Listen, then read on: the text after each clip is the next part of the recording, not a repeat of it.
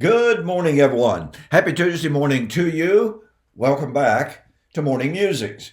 Pardon me, about to forget that.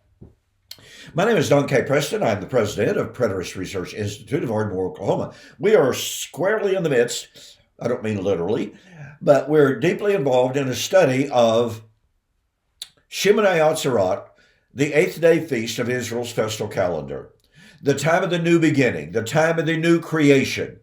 And I'm not going to go back and rehearse what I went over yesterday by way of renewal. Go back and watch that video because it's very, very important. But let me make two observations here, maybe three. What I'm about to share with you here would be at the time of the coming of the Lord in glory, the time of the new Zion, that is to say, her glorification. It would be at the time of the gathering of the people. This is found back here in verse 21, excuse me. It shall be at the time of the gathering of the people. Now this becomes extremely, extremely important. The word that is translated as gathered in verse 22 is in the Septuagint episynagoge. Episynagoge is a very important word, eschatological word, for the end time gathering. It's used in a cognate of it is used in Isaiah chapter 27 and verse 12, which is a prophecy of the resurrection, just like Psalms 102 is a prophecy of the resurrection. Episynagoge and its cognates is used in numerous Old Testament passages to speak of the last day's gathering, the gathering by and under and with Messiah. Isaiah 52, on and on. Anyway, so this context of whatever it is we're about to look at is placed at the time of the gathering. Well, Jesus said the gathering, the episynagoge, which he used in Matthew chapter 24, verse 31, the Son of Man shall send forth his angels, they shall gather together the elect from the four winds.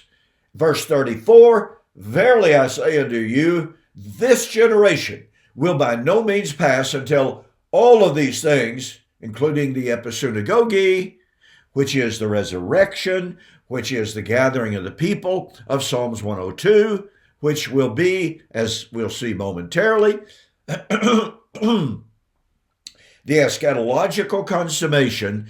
Jesus said it would be in his generation. So what was the psalmist saying? At the time of the gathering of the people, of old you laid the foundations of the earth, and the heavens are the work of your hands. They will perish, but you will endure. Yes, they will all grow old like a garment, like a cloak. You will change them. They shall be changed. Now, a little bit of expansion here. Numerous times I have asked the opponents of covenant eschatology, point number one, Paul said his eschatology, the New Testament writers say their eschatology was based upon the Old Covenant promises made to Old Covenant Israel. Now, most of the time, that's been a rather stunning revelation to my amillennial opponents. They've literally not known how to answer that, still don't. So, the question then becomes, where in the Old Testament does it predict the destruction of literal physical heaven and earth? Almost invariably, almost, with very, very few exceptions, I've been given Psalms 102. Well, as I said yesterday, in a very cursory, superficial reading of Psalms 102, 25 and 26, it's like, wow, okay, that makes sense. Until you look at the context.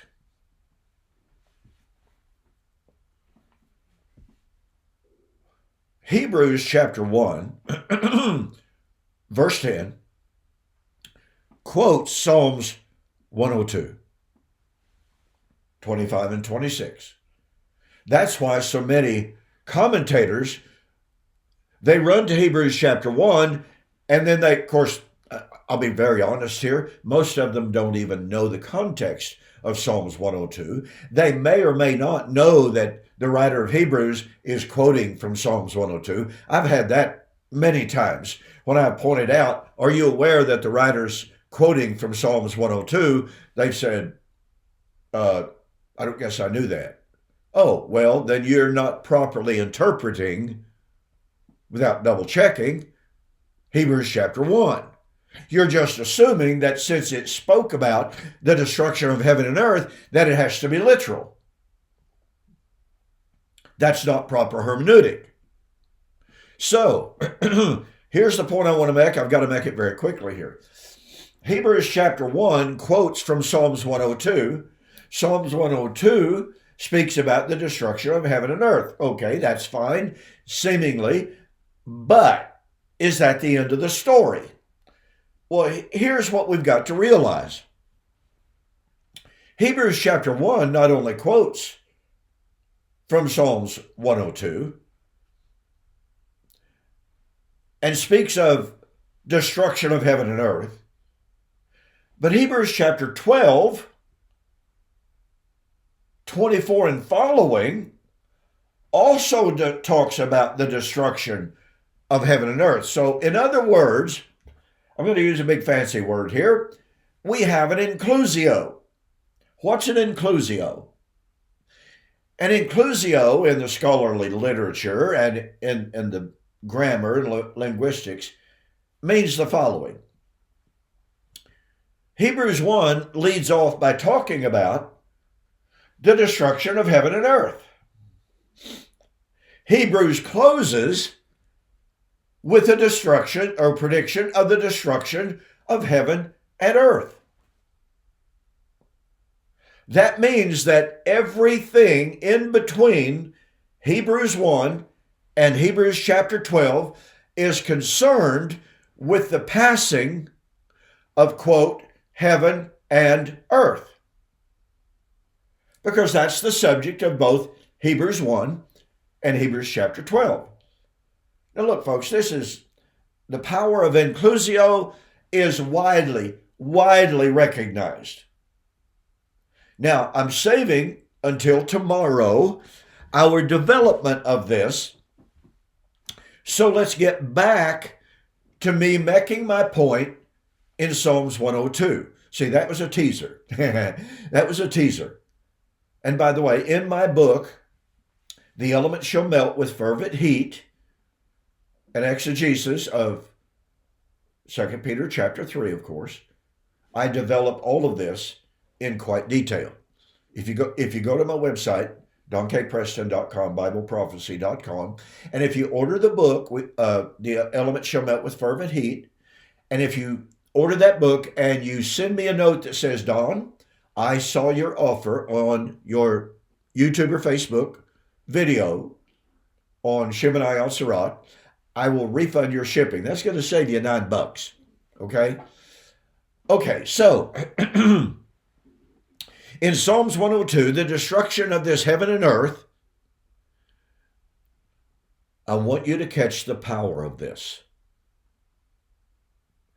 Everyone basically that I've had this discussion with was completely, totally, 100% unaware of the full context of Psalms 102, and they had no answer for Psalms 102.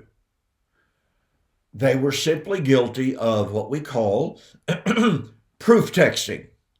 Oh, wow, look, this talks about the destruction of heaven and earth. That must be literal. That must be physical. But they have never, ever, it's like I said, so many of the people that I have discussed this text with were literally not aware that Hebrews chapter 1 was a quotation from Psalms 102. And they most assuredly were not familiar with the following facts. Okay. the destruction of heaven and earth in Psalms 102 would be at the coming of the Lord in glory. It would be at the time of the glorification of Zion. Well, about this time, the postmillennialists and the amillennialists are getting really, really uncomfortable. Why? Because they understand that the glorification of Zion is a spiritual reality. It's not literal, physical Zion. In 2012, I had a formal public debate with Joel McDermott, super nice guy. He appealed to Psalms 102. He was unaware of the context. He just simply cites this passage as proof of the destruction of material creation. But Joel McDermott, in his writings, said Zion in Messianic prophecy has been spiritualized. It's not literal, physical Zion. By the way, Hebrews chapter 12, 21 and following, you, that's his living, breathing audience, have come to Mount Zion. Now, had they approached, were they standing at, in a festal assembly, which is the force of the Greek? Were they standing in a festal assembly at the foot of literal physical Zion? That would be a great big no. Well, how do I know that? Because it was the heavenly Jerusalem. That's why. So, in other words, the destruction of heaven and earth would be at the time of the glorification of a spiritual city. And I can hear someone saying, well, I don't have a problem with that, because at the end of time, at the coming of Christ in glory, his church is glorified. But that doesn't solve the problem. I mean, if you're going to argue for the destruction of literal physical heaven and earth, don't you have to argue for the destruction of literal physical Zion? I mean, literal physical Zion is on earth. So how do you go from the glorification of spiritual Zion to the destruction of literal physical creation? But that's not all. Notice, this to me absolutely blew my mind when I saw it many, many, many years ago, probably 30 years ago. This will be written for the generation to come. Oh, I've just got to point this out, as I already have. Jesus pointed to his generation as the generation. That's what he was doing in Matthew 24. Okay, anyway, that a people yet to be created. When I saw that for the first time, it rocked me back in my chair. At the time of the destruction of this heaven and earth in that chosen generation, God would create a new people. So my question has been to futurists, I can't tell you how many, but tons of them. My question has been, okay, if you believe this is talking about literal physical creation, and tomorrow we're going to talk about Hebrews and Psalms 102. But as I have said, if you believe this is talking about literal physical creation, then answer the following question for me. Is God, when he destroys literal physical heaven and earth, is God going to destroy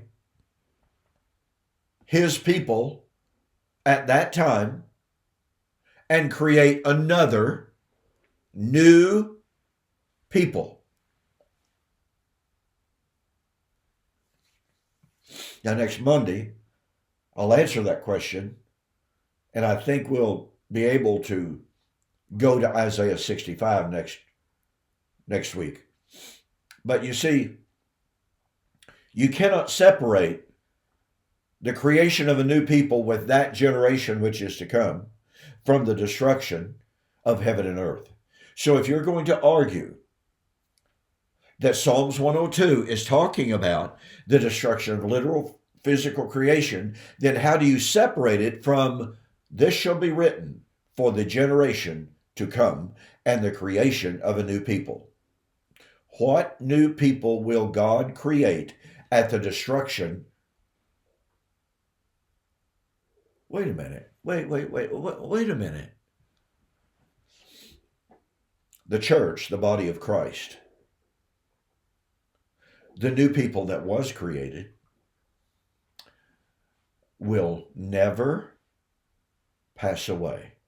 It will never be destroyed. And yet here, at the destruction of heaven and earth, a new people is created. Wow.